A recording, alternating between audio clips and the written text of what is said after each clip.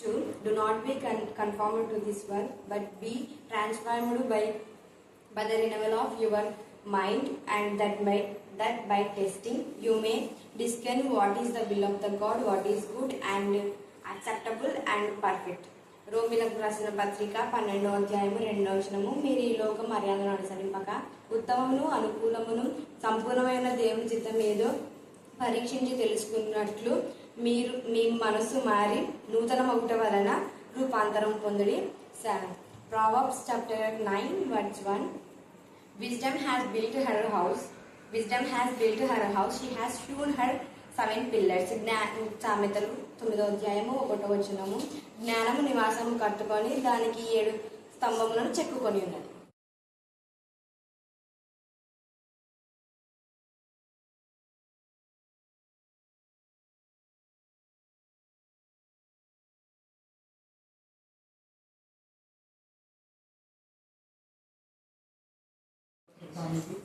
బలవంతుడా బాహుప్రియుడే యూదా గోత్రపుసింహమా, అయ్యా మీ ప్రేమకై మీ దయకై మీ జాలికై మరి యొక్క మారు ప్రభు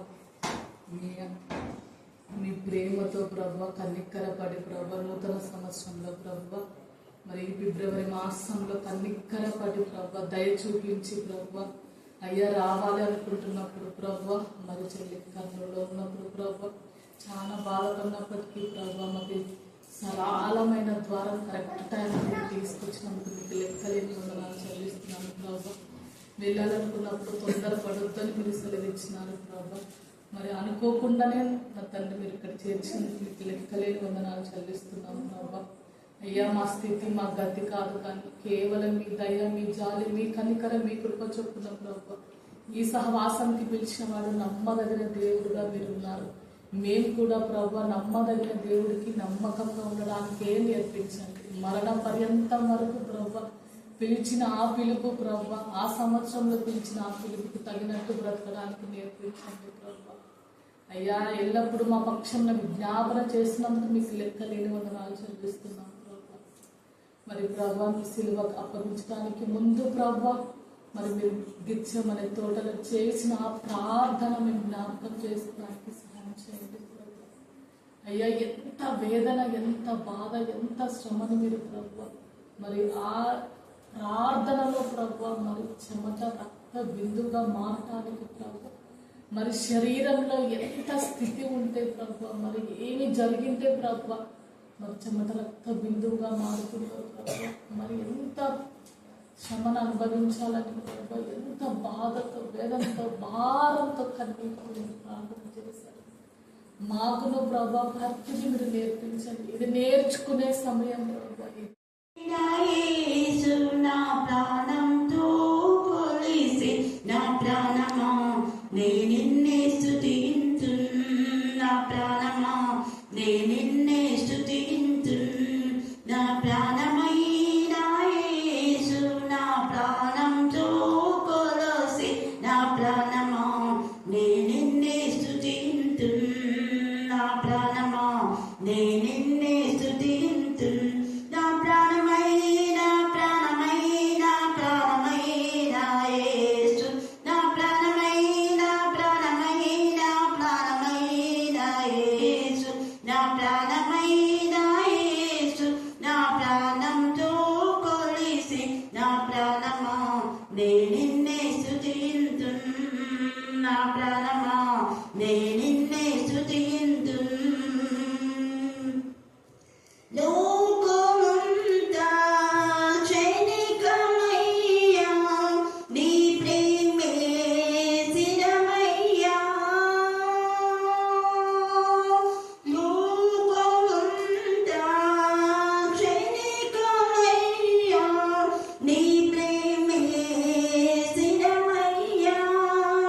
నీ నామముని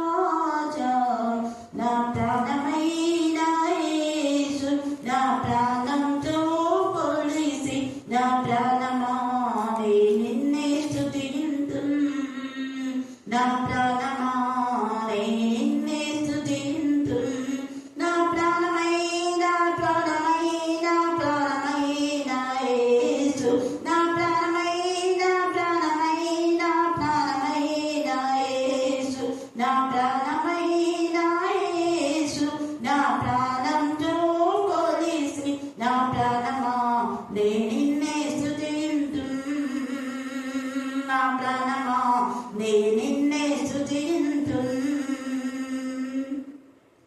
పరిశుద్ధాత్మ చేత అభిషేకం చేయుమయా నీ కొరకే జీవించెదను యేసయ్యా నీ కొరకే మరణించెదను యేసయ్యా పరిశుద్ధాత్మ చేత అభిషేకం చేయుమయా నీ కొరకే జీవించెదను యేసయ్యా నీ కొరకే మరణించెదను యేసయ్యా ఓ యేసయ్యా నా ప్రాణమైన యేసు నా ప్రాణంతో కొలిసి నా ప్రాణమా నిన్నే స్తుతింతును నా ప్రాణమా నిన్నే స్తుతింతును నా ప్రాణమైన ప్రాణమైన ప్రాణమైన నా యేసయ్యా నా సర్వమైన దేవా నీవే నీవే నీవే నా సర్వమైన దేవా నీవే నీవే నీవే నా ప్రాణమైన యేసు నా ప్రాణంతో కొలిసి నా ప్రాణమా నిన్నే స్తుతింతును నా ప్రాణమా నిన్నే స్తుతింతును నా ప్రాణమైన ప్రాణమైన ప్రాణమైన యేసు నా ప్రాణమైన 56 నుంచి 60 వరకు చదువుకుందాం. వారి మాటలు విని కోపంతో మండిపడి అతన్ని చూచి పండ్లు కొరికిరి. అయితే అతడు పరిశుద్ధాత్మతో నిండిన వారే ఆకాశం వైపు తేరి చూసి దేవుని మహిమను యేసు దేవుని కుడి పార్శ్వమునందు నిలిచి ఇండుటను చూచి ఆకాశం తెరవబడుటయు మనుషుల కుమారుడు దేవుని కుడి పార్శ్వమునందు నిలిచి ఇండుటయు చూచుచున్నానని చెప్పెను. అప్పుడు వారు పెద్ద కేకలు వేసి చెవులు మూసుకొని ఏకముగా అతని మీద పడి పట్టణపు వెలుపలికి అతనికి వెలుకొట్టి రాళ్ళు రువ్వి చంపిరి. సాక్షులు పౌలు అని ఒక యవనస్తుని పాపుల యొద్ద తమ వస్త్రములు పెట్టిరి. ప్రభును గూర్చి మొరపెట్టుచు యేసు ప్రభువా నా ఆత్మను చేర్చుకొనుమని నింపెను. పలుకుచుండగా వారు అతనిని రాళ్లతో కొట్టిరి. అతడు మోకాల నుంచి ప్రభువా వారి మీద నా పాపం మోసుకోమని గొప్ప శబ్దంతో పలికెను. ఈ మాట పలికి నిద్రించెను. సౌలు అతని చావునకు సమ్మతించింది. దేవుడి లెక్కను దీవించి అతి పరిశుద్ధుడికి మేము నడిపింపచేయండి కాక. దేవా హెప్సీ వాళ్ళ ఇంట్లో జరిగే ప్రార్థన స్తుతికూటం దేవా శుక్రవారం రోజు నీకు మహిమకరంగా ఆశ్చర్యకరంగా మర్యాదగా పరిశుద్ధంగా జరుగుగాక. రేపటి దినాన ప్రశాంతి వాళ్ళ ఇంట్లో జరిగే కృతజ్ఞత ఆరాధన నీకు మహిమకరంగా ఆశ్చర్యకరంగా జరుగుగాక. అలాగనే మధ్యాహ్నం వేళ రాత్రి వేళ ప్రతిరోజు జరుగుతున్న ఆరాధన నీకు ఇంపైన శ్వాస యాగంగా ఉండులాగా మీ చిత్తానుసారంగా జరుగులాగా మీరు ఆత్మలో ప్రేరేపింపచేసి ఎవరెవరు ఈ ప్రాంతంలో పార్టిసిపేట్ చేయడంలో మీరే కృపాసనం దయచేది కాక.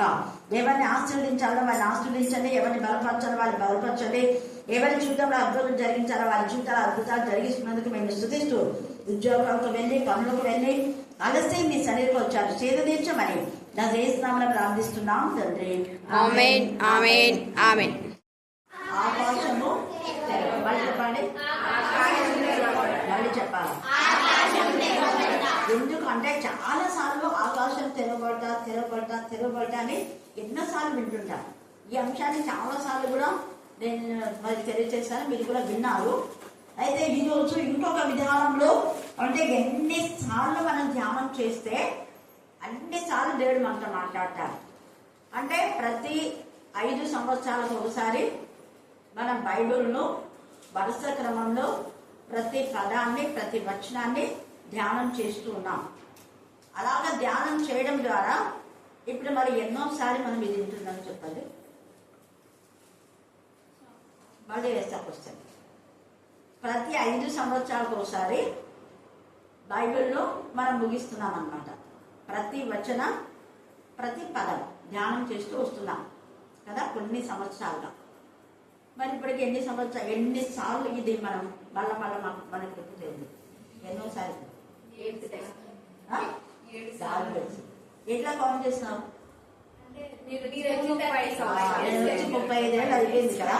35 ఏళ్ళు అయిపోయింది కాబట్టి ఆ విధానంలో మనం ఇప్పుడు 7 సార్లు వరుస క్రమంలో ఇంకా అక్కడక్కడ తీసి చెప్పింది కాదు. ఇక్కడ రోజు ఒకటి యాదో ఒకటి తీయడం చెప్పడము అలాగా ఎప్పుడు ఎక్కడ నేను చేయను. ఎక్కడ నాకు వాక్యం చెప్పాలన్నా అంటే 2 years నాకు ఇచ్చినారనుకో, నేను ఆన్లైన్లో పనిచేసేటప్పుడు అక్కడ 3 years చేసిన. 3 yearsలో 2 years కంటిన్యూగా తీసుకున్నాం. ఇక్కడ సిఎస్ఐ చర్చిలో ఉమెన్స్ ఫెలోషిప్లో ఒకటి, మళ్ళీ బైబిల్ స్టడీ 2 ఇచ్చారు నాకు.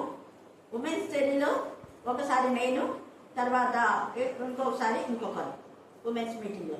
కానీ బైబిల్ స్టడీ రెగ్యులర్గా వెన్స్డేనే, అక్కడ కూడా వెన్స్డే. బుధవారం రోజే ఎవరంటే కళా ప్రపూర్ణ అని ఎస్టీబీసీ కాలేజీలో ఉండేది ఆంటీ, డ్రిల్ మాస్టర్ అనుకుంటా.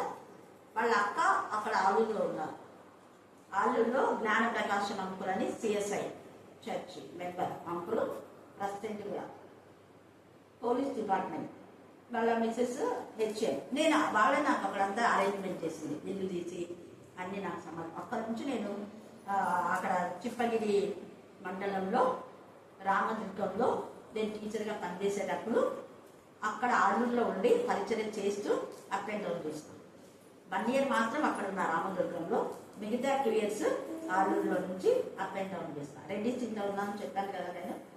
అది అప్పుడు ఇలాగే. మరి ఇప్పుడు మనం ఇది 7వ సారి వింటున్నాం. ఎన్నోసార్లు? మళ్ళీ చెప్పాలి. అందుకే విన్న ప్రతి సంవత్సరం కూడా, అంటే ప్రతి 5 సంవత్సరాలకు ఒకసారి అనుకోండి, ఇది లేఖన భాగం విన్నప్పుడంతా నూతనమైన విషయాలు దేవుడు మనకు తెలియజేస్తాడు. ఇక్కడ ఆకాశం తెరబడిండుట ఎవరు చూశారు? మళ్ళీ చెప్పాలి. సరే, స్టెఫెను ఇక్కడ ఆకాశం తెరవబడ్డ తర్వాత దేవుని యొక్క సింహాసనం చూసినారు కదా. ఆకాశంలో ఏముంది? ఇక్కడ దేవుని యొక్క సింహాసనం. ఆకాశం తెరవబడి దేవుని సింహాసనాన్ని స్టెఫెన్ చూశాడు. ఇంకా ఎవరైనా ఆకాశం తెరవబడి దేవుని సింహాసనాన్ని చూశారా? ఎవరు వాడు? సింపుల్ క్వశ్చన్ ఇస్తున్నాను. ఆకాశం తెరవబడి దేవుని సింహాసనం చూసిన వాళ్ళు ఇంకా ఎవరైనా ఉన్నారా? యోహాను. ఎందుకు మీ డౌట్? ఎంత చక్కగా అయిపోయింది శాలను. యోహానికి అంతా ప్రకటన గ్రంథం అంటేనే పరలోక దర్శనాలు కదా. ఈ దేవుని యొక్క సింహాసనము, కెరూపులు, శరాబులు, తర్వాత దేవుని సింహాసనం క్లారిటీగా ఉంది మనకు ప్రకటనలో. దేవుని సింహాసనం ఎలాగో ఉంది, సింహాసనం దేనిపైన ఉంది, తర్వాత కెరాబులు, చెరువుల పైన ఆశుడైన దేవుడు ఆకాశ మండలంలో, అత్యున్నతమైన మండలంలో ఆయన ఉన్నాడు. ఆకాశములలో అత్యున్నతమైన ఆకాశంలో కెరూబులు, చెరువుల పైన ఆయన ఆశీనుడై ఉన్నాడు. అంటే ఎంత ధన్యత కెరూబులకు, చెరువులకు దేవుడిచ్చాడు. వాటి యొక్క మనం చూస్తే ఆయన సింహాసనం కింద ఏమున్నాయంటే 4 జీవులు ఉన్నాయని చూస్తున్నాం. అవునా కదా? 4 జీవులు. ఆ 4 జీవులకు 6 రెక్కలు ఉన్నాయి. 6 రెక్కలతో ఒక్కొక్క రెక్క ఒకదానికి ఒకటి ఉంది. ఒక రెక్క పైకి ఉంది, ఇంకొక రెక్కతో వాళ్ళు ఏం చేస్తున్నారు అంటే వాళ్ళు అంటే ఒక రెక్క అంటే 2 రెక్కలు అనుకోండి. 2 రెక్కలు ఒకదానికొకటి కలుసుకొని ఉన్నాయి. 2 రెక్కలు పైకి ఉన్నాయి. 2 రెక్కలతో వాళ్ళు ఏం చేస్తున్నారు అంటే ఎగురుతూ ఉన్నారు.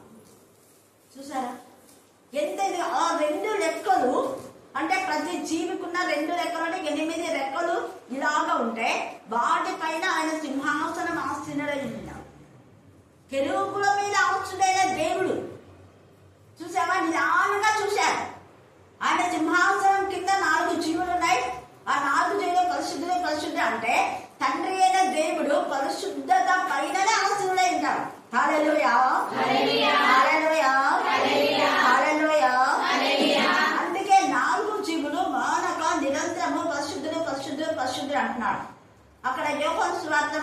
చూస్తే యోహాను కూడా అంటే ఈ యొక్క యోహాను సువార్త వ్రాసి మళ్ళా యోహాను 3 పత్రికలు రాసి మళ్ళా యోహాను ఏం రాశాడు?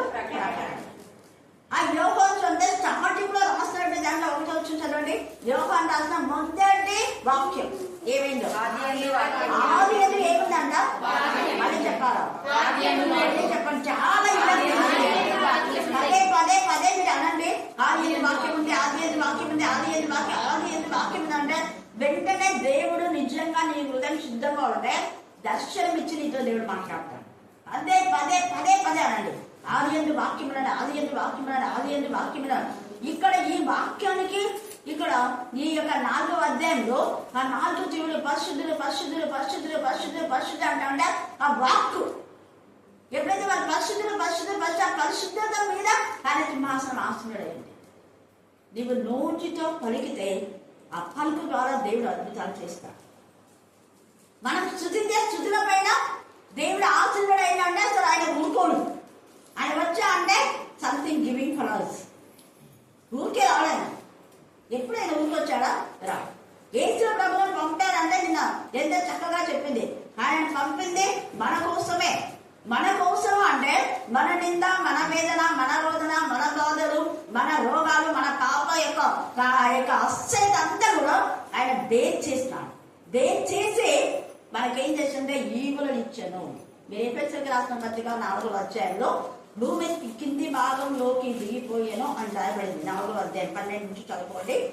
అయితే దిగిన వాడు ఏం చేశాడంటే పైకి ఎక్కిపోయాడు. ఆరోహణమాయను భూమి కింది భాగంలోకి దిగి అక్కడ ఆయన రక్తం తీసుకుపోయి ఆయన రక్తాన్ని చూపించి అపవాది చెంపలు తగలగొట్టి అపవాది క్రియ లైఫ్ వచ్చి ఇదిగో ఈ రక్త నిబంధనలో నువ్వు ఎవరినైతే ఆది కాలంలో మరణం తీసుకొచ్చావో ఆ మరణాన్ని నేను జయించి మరణం లేకుండా నా పిల్లలకు సజీవంగా అప్పుడు జీవించాలనే జీవవృక్షం పెట్టాను. వాళ్ళు జీవవృక్షం తింటారని నేను అనుకున్నా. కానీ నువ్వు వచ్చి వాళ్ళ జీవవృక్షం తినకుండా చేశావు కదా, ఏం పర్వాలేదు, ఏ నష్టం లేదు. నీ ముఖం పచ్చలేదు.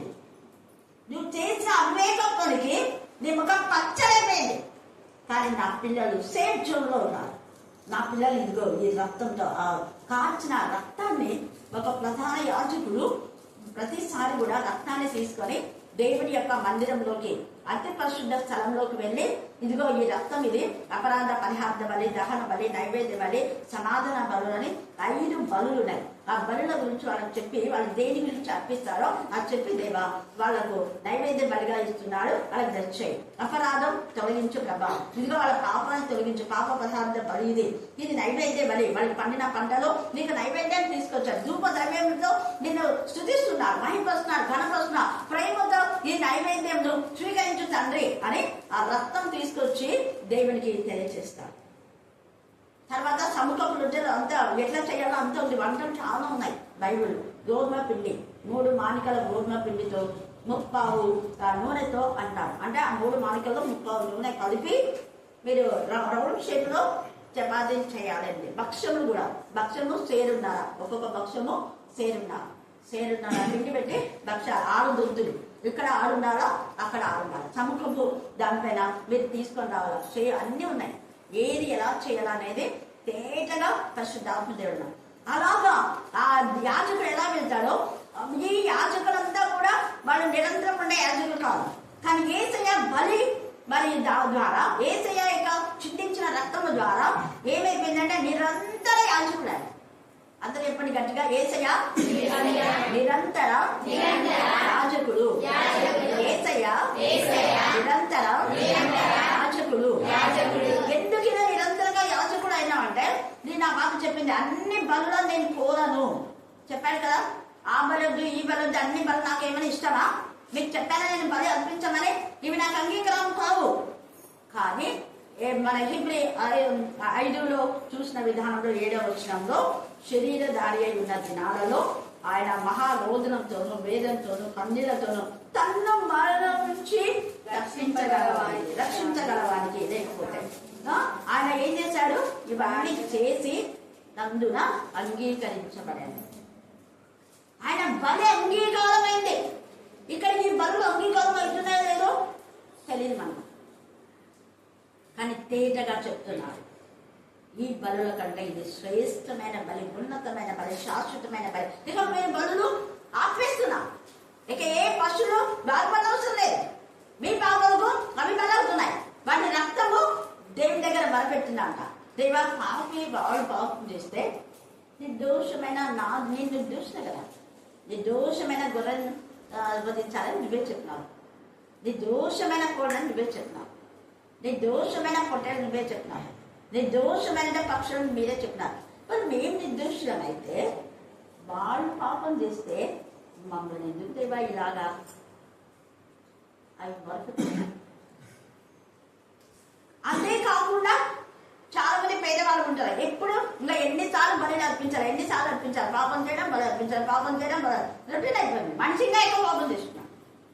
ఇలా కాదని ఒకేసారి నిరంతర బలి అని, నిరంతరం యేసయ్య శిలువ వైపు చూసి ఆయన శిలువ దృశ్యాన్ని మనం జ్ఞాపకం చేసుకొని, ఆయన కార్చిన రక్తము కలువరి కొండను చీల్చబడి భూమి కింది భాగంలో ఉన్న కరుణాపీఠం పైన పడింది. కాబట్టి దేవుని కనికరం బట్టి మన తప్పిదాలు, మన పాపాలు, ఘోర పాపినైనా ఎన్ని చెడు అసహ్యంగా చేసిన పాపాలైనా వేసే రక్తంలో కడగబడి శుద్ధి చేయబడి ఆయన రక్తంతో మనల్ని కన్నాడు, ఆయన రక్తంతో కొన్నాడు.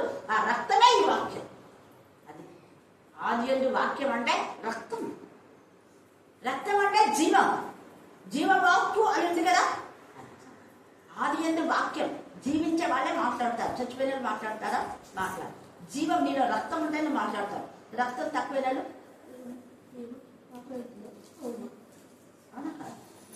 అస్సలు ఏం వాయిసే రాదు. కారణం రక్తం తక్కువ ఉంది. రక్తం ఎక్కువ ఉన్నాడు గట్టిగా మాట్లాడతారు. నాలో ఎందుకు? నాకు వాక్యమైన రక్తం హిమోగ్లోబిన్ కణాల్లో ఉంది. రాజు అనుకుంటారు, అక్క 35 ఏళ్ళ అప్పుడు ఏ స్వరం ఉండవు, అదే స్వరం ఏం తక్కువ అంటుంటారు. హల్లెలూయా, హల్లెలూయా. నేనంట తగ్గదు. ఎందుకు తగ్గదు అంటే అది దేవుని రక్తం. దేవుని రక్తం ఎప్పుడు ఒకటే ఉంటుంది, అవునా కదా? సేమ్. దాంట్లో తేడా ఏమి ఉండదు. తేడా అంతా మనలోనే. మనకేమన్నా వస్తే చిన్నగా సన్నగా ఏదైనా మాట్లాడతాం, అంతేగాని దేవుని రక్తం ఎల్లప్పుడూ ఒక్కటే. అందుకే ఆ రక్తము ఇక్కడ మొదట అట్రాక్ట్ చెప్పి యోహాను మళ్ళా 3 పత్రికల్లో కూడా దేవుని వాక్యం గురించి రాసు. వాక్యం అంటే సత్యమే, తేజగా మాట్లాడతారు. వాక్యం అంటే సత్యమే, సత్యమే, సత్యమే. మనలో వాక్యం ఉందంటే 100% మనం సత్యం చెప్తాం. చెప్పేలా వాక్యం మనల్ని ప్రేరేపణ చేస్తుంది. మనం అబద్ధం చెప్పాలన్నా చెప్పకుండా మన నోరు మూయించి సత్యం చెప్పేలా చేయాలి. వితౌట్ అవర్ నాలెడ్జ్ మనకు తెలియకుండానే సత్యాన్ని చెప్పేస్తాం. కొన్నిసార్లు అంటుంటారు, నేను చెప్పకూడదు అనుకున్నావా, చెప్పేస్తాం. వింటున్నాం కదా, చెప్పకూడదు అనుకున్నా కానీ చెప్పేస్తాం. కారణం సత్యం మనం ప్రెజర్ చేసి చెప్పేస్తాయి. తర్వాత అదే 3 పత్రికలు అయిపోయిన తర్వాత మరి ప్రకటనలో 4వ అధ్యాయంలో ఆకాశం ఇదిగో తలుపు తెరవబడింది. ఆకాశం తెరవబడ్డా, ఇదిగో తలుపుని ఎదుట తీసి నిల్చున్నా, పైకి ఎక్కిరము, ఇక మీద జరగవలసిన వాటంటే నీకు చూపిస్తారని. ఆయన సింహాసనం ఉంది 4వ అధ్యాయంలో, 5వ అధ్యాయంలో ఉంది. ఆయన సింహాసనం అంతా తేటగా చూస్తున్నాను. యెహెజ్కేలు 1వ అధ్యాయంలో కూడా ఆయన సింహాసనం గురించి ఉంది. నేను అందుకే ఎవరెవరు చూశారంటే యోహాను చెప్పింది శారం. ఇప్పుడు నేను యెహెజ్కేలు కూడా చెప్పినా. ఇంకెవరు చూసినారు చెప్పండి? 2 అయిపోయింది. 1 సెకండ్ ఆకాశం తెరవబడ్డ చూసి ఆయన సింహాసనం చూస్తున్నాడు. ఆయన సింహాసనం కుడివైపున యేసయ్య ఉండడం చూస్తున్నాడు. చాలా పెద్ద మెసేజ్ ఇది, నిన్న క్లుప్తంగా చెప్పాను నేను. ఆ తర్వాత యేసయ్య చూస్తున్నాడు. ఇంకా ఎంతమంది చూశారు ఆయన సింహాసనము? లేదా పరలోకం తెరబడ్డా, ఆకాశం తెరబడ్డా. ఏమా ఏలియా, ఎలీషాలంతా చూశారు. యాకోబు, very good, God bless you. ఇప్పుడు ఇంకొకసారి యాకోబు చూశారు. ఎక్కడ? అదే, అందుకే మీరు రీచ్ కావాలా దేవుడి దానికి. మీ మైండ్ కూడా మీ మైండ్ ఉండేది, కాకపోతే మీరు వెంటనే బాబు చెప్పారు కాబట్టి మీరు కూడా అదే దాంట్లో తలగడ వసతి అవుతుంది. తలగడ అంటే మనకు ఎక్కడ ఉంది? చాలా అంతే మాట్లాడుతున్నా. ఒకవేళ మీకు అధ్యాయం గుర్తు లేకపోయినా ఈ మాత్రం మాకు తెలియదు అని ఇష్టం. హల్లెలూయా, హల్లెలూయా. అందుకే నువ్వు జీవపు ఊట దూత నీలో ఉంది, దేవుడు నిన్ను బయలుపరిస్తే తప్ప నువ్వు చెప్పలేకపోయాడు అన్నాడు. ఇప్పుడు దేవుడు బయలుపరి, మీరు అంతా దేవుడు బయలుపరిచినట్లు మీరు చెప్పగలరు. తేటగా ఏసయ్య చెప్తాను, దేవుడు మీలో నుంచి మాట్లాడినట్టు తప్ప, లేకపోతే మీరు సామాన్య ఆర్డినరీ పీపుల్స్ చెప్పలేరు. అలాగడ అది జేకబ్ లాడర్ అని పెట్టుకోండి, మీరు అక్కడ యాకోబు నిచ్చెన అని పెట్టుకోండి. ఆ నిచ్చెనలో దేవదూతలు పైకి కిందికి ఎక్కుతున్నారు ఆకాశం నుంచి కదా. ఇంకా ఎవరు చెప్పండి. యోహాన్ అయిపోయింది, యెహెజ్కేల్ అయిపోయింది. యెహెజ్కేల్ 1:10 మీరు చదవండి, అది మీ హోంవర్క్. అది రోజు హోంవర్క్ ఇస్తున్నారు, చదువుకోండి. తర్వాత ఇప్పుడు యాకోబు చెప్పేస్తున్నారు, 3 అయిపోయింది. ఇంకా ఎవరు చూస్తున్నారు?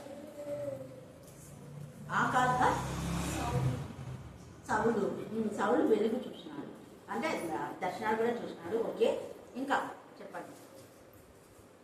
ఆకాశం తెరవబడుట, ఏలియా చెప్తున్నారు. ఏలియా అయిపోయింది, రక్తప్రదంలోనే వెళ్ళిపోయాడు. ఇంకా పైనుంచి అగ్ని కూడా వచ్చింది, పైనుంచి అగ్ని వచ్చింది. ఏలియా రక్తంలోతో వెళ్ళిపోతే ఎలీషా కూడా చూశాడు. ఇంకా ఇంకా చెప్పండి. మీకు బాగా పరిచయమైన వ్యక్తి ఇది ఎన్నిసార్లు ఎదుగుతున్నాను. మోషే కూడా చూశాడు, అంటే మోషే ఆకాశం కాదు, దేవుని కొండ, సినాయి కొండ మీద దేవుని యొక్క ప్రసన్నత చూశాడు. సింహాసనం ఇవన్నీ ఇంకా అక్కడికి లేవు, అంటే ఉన్నాయి. మోషేకు గుడారము అదంతా అనమాట, దేవుని మందిరం గురించినటువంటి ఇది దర్శనం బాగా ఇచ్చినాడు. నువ్వు ఏదైతే చూస్తున్నావో నేను చూపిస్తున్నాను కదా, ఆ మందిరము నువ్వు అలాగే చేయాలని చూపించాడు. మందిరం చూపిస్తాడు మోషే. మందిరము దేవుని యొక్క సన్నిధి, ముఖాముఖి కూడా దేవుడితో మాట్లాడినాడు. ఆకాశం తెరవబడ్డాడు, మేఘ స్తంభం, అగ్ని స్తంభాలు కూడా వచ్చినాయి రోజుకి. ఓకే, సింహాసనం గురించి నేను మాట్లాడుతున్నాను. ఆకాశం తెరవబడి సింహాసనం. యేషయ్యా ఎన్నిసార్లు చదువుతా, అయ్యో అపవిత్రమైన పెళ్ళిళ్ళ దగ్గర నేను ఉన్నాను కదా, నేను అపవిత్రం అయిపోతుంది అంటాడు. చూడండి, చదవండి. యెషయా 6వ అధ్యాయం 4-5 వచనాలు చదవండి, టైం లేదు మనకి.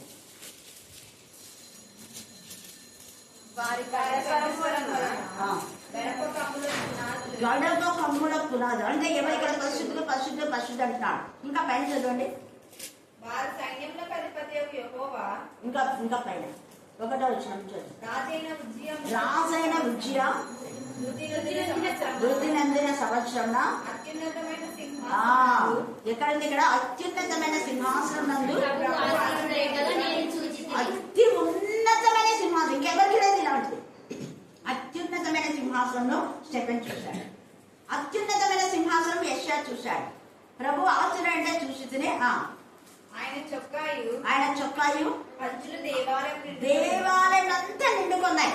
అంటే మోషకి ఇదే దేవాలయం ఒకప్పుడు చూపించాడు. పరలోకంలో దేవాలయం చూపించి నువ్వు ఇలాగనే గుడారం చేయాలి చూడు అని చెప్పాడు. మందసం ఇలాగే, కర్ణపీఠం ఇలాగే, అదంతా మోషకు పరలోకపు యొక్క దర్శనాలు చూపించాడు. ఆయనకు పైగా శరాపులు ఉన్నారు, కింద కూడా శరాపులు ఉన్నారు. 4 జీవులు ఉన్నాయి కదా, వాటికి 6 రెక్కలు ఉన్నాయి. శరాపులకు 6 రెక్కలు ఉంటాయి, కెరూబులకు 4 రెక్కలు ఉంటాయి, దేవదూతలకు 2 రెక్కలు ఉంటాయి. గుర్తుపెట్టుకో, అందుకని ఇక్కడ శరాపులు నిలిచున్నారు. ప్రతి వాడు 2 రెక్కలతో తన ముఖమును రెండితో ఆయన మహిమను చూడలేక 2తో ముఖాన్ని కప్పుకున్నారంట. 2తో తన కాలం కప్పుకొంచు 2తో ఎగురుచుండే, అంటే ఆయన రెక్కలు ఇలా చాపి ఆయన సింహాసనం రెక్కల పైన. హల్లెలూయా, హల్లెలూయా. ఎంత బాగా దేవుని సింహాసనంలో వర్ణిస్తాడు. ఇదే పదే చదివే నీ మైండ్ లో ఫిక్స్ అయిపోయింది. దేవుని సింహాసనం అంటేనే నీకు ఇంకా గుర్తొచ్చేస్తుంది. శరాపులు 4 జీవులు, ఇంద్రధనస్సు, చక్రాల వంటి, ఒక చక్రంలో ఒకటి హస్తం ఉంది, దాని నిండా కన్నులు ఉన్నాయి. వెంటనే నీ మైండ్ లోకి వచ్చేస్తుంది. పరిశుద్ధాత్మ మీద మాట్లాడుతున్నాం. ఇది పదే చదవాలి. మన హృదయంలో ఈ చిత్రం ఉండిపోవాలి. ఎక్కడ కూడా సెగను, అందుకనే తెరవబడి ఉండుట. ఇంకా చాలా చోట్ల ఉంది, మనకు సమయం లేదు కాబట్టి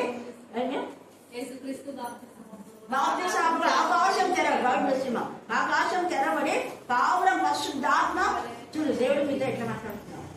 నాకు స్పిరిట్ మూవింగ్ అవుతా ఉంది.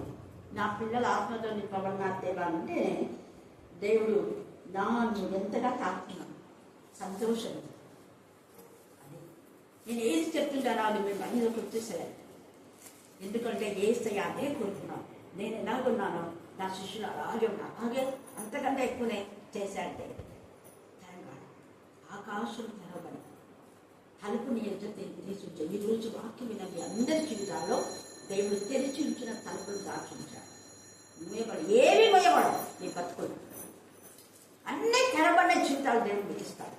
మనం ఈరోజు ధ్యానం చేసుకున్నా పరిశుద్ధాత్మ దేవుడు న్యాయకర్త అయిన దేవుడు, ప్రభా నాకు అవకాశం తెరబడ్డం నువ్వు ఎలా చూపించావో వీళ్ళకందరికీ అవకాశం తెరబడి నీ స్వరూప దర్శనం దయచేరి తండ్రి అంటూ నేను దేవుడిని మాట్లాడుతున్నాను. ఖచ్చితంగా చూస్తాను.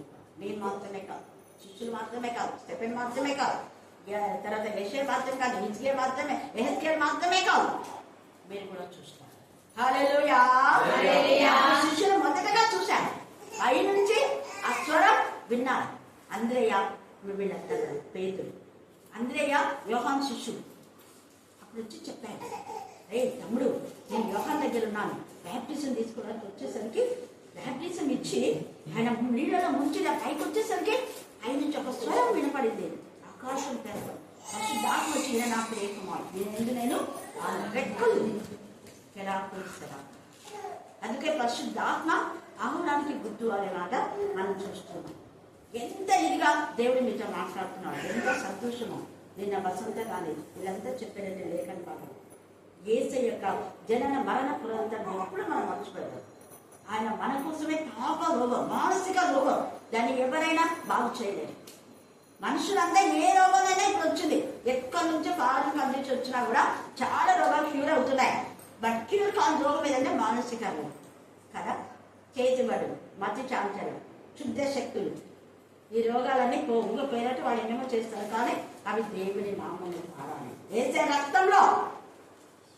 రక్తంలో వాటి నుంచి విడుదల పొంది మాంత్రికులు వాళ్ళ యొక్క పుస్తకాలన్నీ కాల్ చేస్తారు. అపోస్తులు వాక్యం చెప్పినప్పుడు ఖరీదైన పుస్తకాలు తెచ్చి వాళ్ళు కాల్ చేసి మాంత్రికులు పూజారులందరూ కూడా మారి దేవుని ప్రకటించారు, దేవుని గణపరిచారు, దేవుని మహిమపరిచారు, దేవుని స్తుతించారు. ఆకాశం నుంచి ఒక దుప్పడిచ్చింది, పేతురు కూడా దర్శనం వచ్చింది. 4 చెంబులు పట్టుకొని కదా, అన్ని జంతువులు ఉన్నాయి. చంపుకొని తిని అంటే తిన్నా, 2 సార్లు తిన్నాం తిన్నా, 3వ సారి ఏమైంది పైకి తిని. వద్దు ప్రభా ఇవన్నీ అపవిత్రమే, నేను అపవిత్రమైన వాటిని నేను పరిశుద్ధపరిచిన. అన్ని జంతువులు అప్పటికి అపవిత్రులే. యేసయ్య చనిపోయి తిరిగి లేచే వరకు వాళ్ళు అన్యులుగానే ఉన్నారు. కానీ తిరిగి లేచిన తర్వాత అన్ని జంతువులు అనేకులు నన్ను కనపరుస్తున్నారు.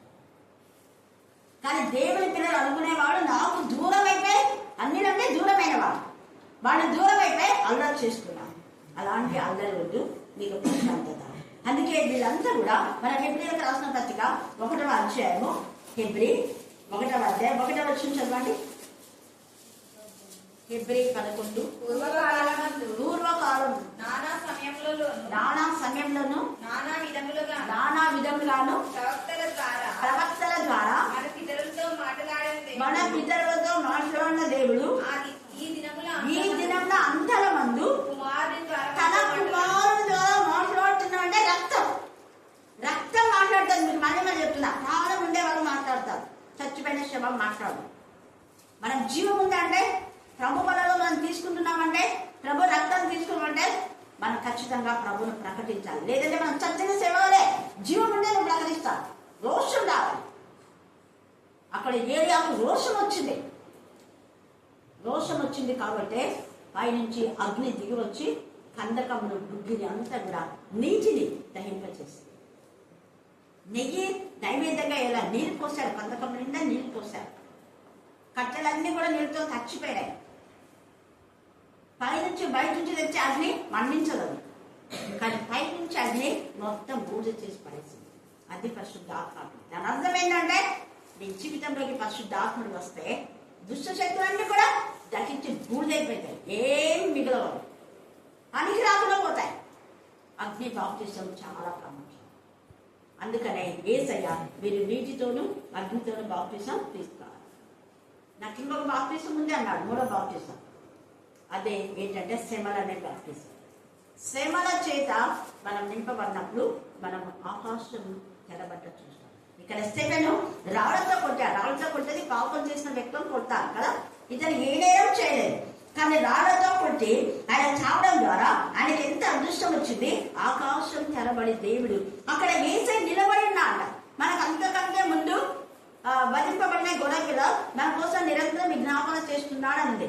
అక్కడ యేసయ్య నిలబడినాడు. ఎందుకు నిలబడినాడు అంటే స్టెఫెను, తండ్రి నీ యొక్క నా ఆత్మను నువ్వు చేర్చుకోవాలంటే యేసయ్య నిలబడి స్టెఫెన్కి ఆహ్వానం ఇస్తున్నాడు. రా నా ప్రేమ స్టెఫెన్ ఆత్మ వెంటనే తండ్రి నా ఆత్మను చేర్చుకో అనగానే యేసయ్య నిలబడినాడు.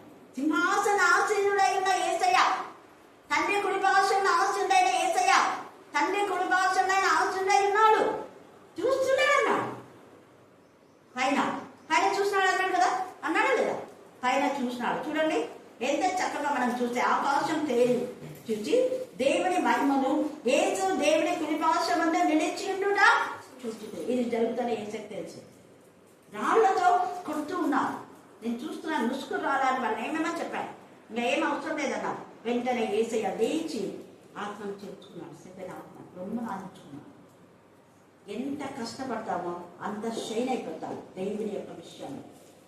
అలాగా శిష్యులందరూ కూడా హతసాక్షులుగా, ఆ హతసాక్షుల యొక్క గుంపే ఆ యొక్క బలిపీఠం కింద ఉండేది మనం చూస్తున్నాం. శ్రేష్టమైన దేవుడు 16 వచ్చింది కదా, ఫిబ్రవరి 11-16.